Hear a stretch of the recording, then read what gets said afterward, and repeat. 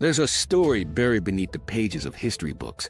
A story so massive, so deliberately forgotten, that its full truth threatens to unravel everything we think we know about modern global wealth.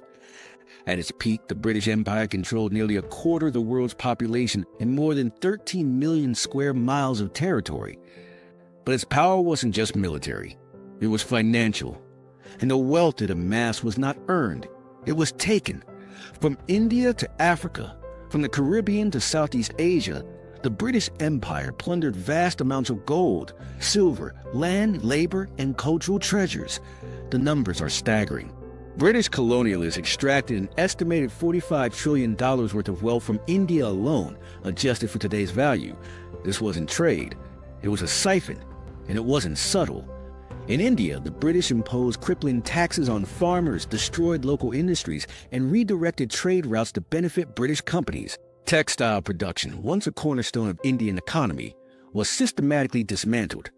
Meanwhile, raw cotton was shipped to Britain, where it was turned into goods sold back to India at inflated prices. The result was mass poverty, starvation, and economic collapse in what was once one of the richest regions on Earth. In Africa, the empire carved borders without regard to tribal lands or cultural heritage. It enslaved millions, expropriated natural resources, and forced colonies to buy British goods under imperial monopolies. Gold mines in South Africa, rubber in Nigeria, diamonds in Sierra Leone. Every resource extracted meant more capital flooding into the Sea of London and more devastation left behind. But where did all that wealth go? This is where the story turns darker. The British elite didn't just accumulate wealth, they hid it. Vast amounts of looted treasure, including bullion, jewels, and priceless artifacts, were funneled into offshore trusts, private estates, and secret vaults. London became the epicenter of a vast financial web that remains largely invisible to this day. It is no coincidence that Britain oversees a sprawling network of overseas territories, places like the Cayman Islands, the British Virgin Islands, and Jersey. These so-called territories serve as financial secrecy havens. In effect, the empire never ended. It just evolved into an empire of finance. Today, trillions of dollars are parked in offshore accounts linked to Britain's colonial legacy. These funds are shielded from taxation, oversight, and accountability. And the same mechanisms used to hide colonial plunder are now used by modern oligarchs, corporations, and political elites. This is why the wealth gap persists. Because the system that allowed Britain to rob half the world is still alive. It's just digital now. Instead of armies, there are hedge funds. Instead of redcoats, there are regulatory loopholes. And instead of conquest, there's quiet economic domination. But let's be clear, the damage was never just economic. Entire cultures were stripped of their identity. Sacred artifacts were looted and shipped to British museums, where they remain to this day. Spiritual sites were desecrated, languages lost, traditions erased.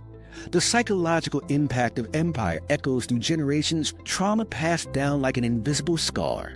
Even today, countries that were once colonized struggle under debt structures and economic models imposed by their former rulers. Many are forced to borrow money from institutions dominated by the same nations that once exploited them, paying interest on the very damage that was inflicted upon them. And this cycle continues. Consider this, the largest collection of looted Benin bronzes, intricate sculptures stolen during a British raid in 1897, is still held in British museums. Repatriation efforts are stonewalled by bureaucracy and silence. Why? Because returning the artifacts would mean acknowledging the theft and unraveling the legal fiction that masked centuries of imperial looting. But people are waking up. Whistleblowers, historians, and activists are tracing the money. They're uncovering documents, shipping logs, and financial records long buried in the British archives. And what they're finding is damning. A calculated system of resource extraction, concealment, and redistribution designed to ensure Britain's dominance long after its flags came down. And it's not just about the past. The British financial system still enables secrecy and wealth preservation for elites around the world. The same structures that once hid colonial gold have now concealed profits from arms dealers, tax evaders, and corrupt politicians. The empire's machinery was never dismantled. It was simply rebranded. That's why this matters. Because if we don't confront the truth about how the modern world was built, we're complicit in continuing its legacy. Justice isn't just about reparations.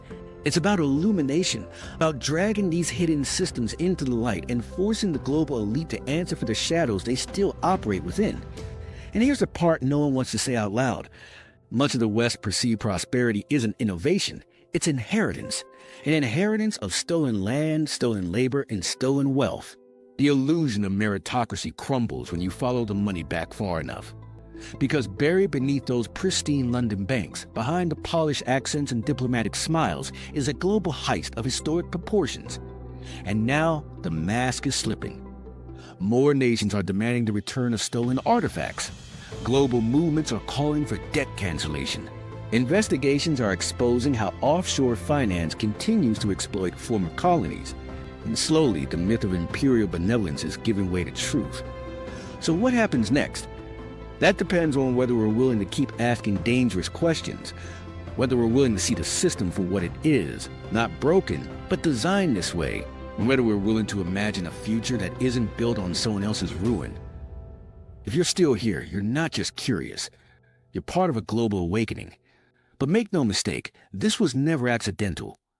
The British Empire was built with surgical precision to extract maximum value from every inch of land it touched. Colonial administrators were trained not only in governance, but in resource optimization, legal manipulation, and financial engineering. They understood something crucial. If you control the money, you control the future. They weaponized education, teaching colonial subjects British history while erasing their own. They rewrote borders, then sold back sovereignty through debt. They installed puppet rulers, and when resistance grew, they labeled it rebellion and sent troops to crush it. All while cash flowed into London's vaults. Take the example of the Indian famines under British rule. Between 1876 and 1902, over 12 million people died from hunger, even as Britain exported record amounts of grain from India. This wasn't negligence. It was economic policy. A system where local suffering translated into imperial surplus.